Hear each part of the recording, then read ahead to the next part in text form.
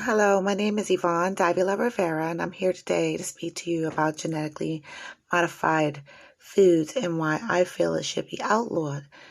There are unpredictable consequences that can happen on the people and the environment when it comes to GMO products and food.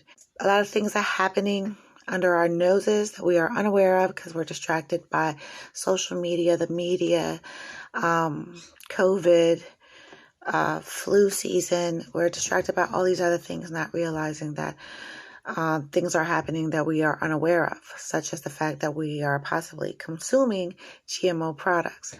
GMO means genetically modified organism, and that's a transfer of genes. That's transgenic, or a transfer of genes from one organism to another to possibly help the other one out.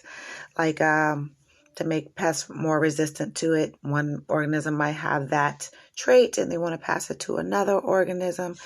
And that's where health concerns can come into play, where they feel that due to supply and demand and the increase of population, and it's more costly if there's only a little bit, but it's more affordable if there's an abundance, not realizing they're stripping our quality of food by putting in other organisms that could possibly mutate, evolve, or become resistant themselves, also making us resistant to certain antibiotics and things that are out there that are meant to help us.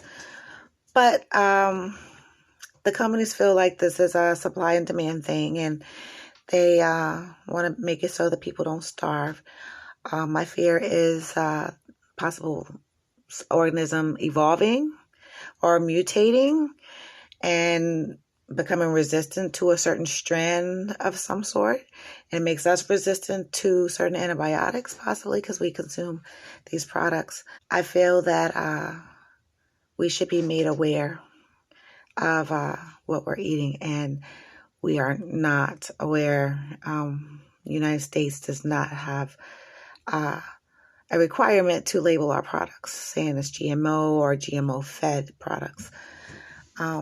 So we don't have that ability to choose, which unfortunately, being a consumer, I will want to pick foods of my choice knowing what I'm eating. I feel that I got some valuable sources, and I really enjoyed reading their articles. One of the articles was the pros and cons of GMO products, GMO foods from Medical News Today. That was very interesting. It mentions like the fact that the United States is not required to label their products.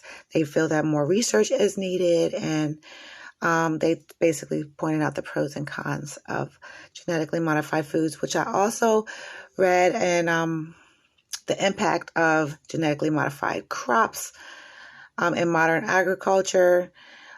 That article discusses the Seralini affair, which was a study that was done in 2012 by Seralini, and he basically ran tests on rats and used corn, maize.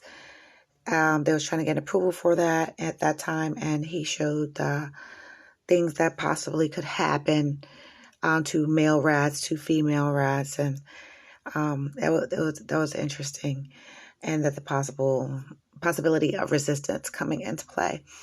Also, I have my paper here. I also read on the 6 major disadvantages of genetically modified foods from the BioExplorer. Talked about allergic reactions from one organism that you're possibly allergic to, their gene being put into another organism to give it some type of appeal, whether it be pest resistant or actual physical attraction, where they can modify the color and things to make it look more fresh and last longer with the preservatives that end up being added. They talk about the nutritional value, and also there was an article on WebMD where it says what you need to know about GMOs. These authors try to make people feel comfortable with the idea of GMOs. But they do mention and I caught them. They try to make it seem like it's okay, But I did catch them, and they did say that people can become sick from meat, but they're not mentioning how 90% of the animals that are used for our food are fed GMO products. So there's that, and also mentions that the United States is not required to label GMO products.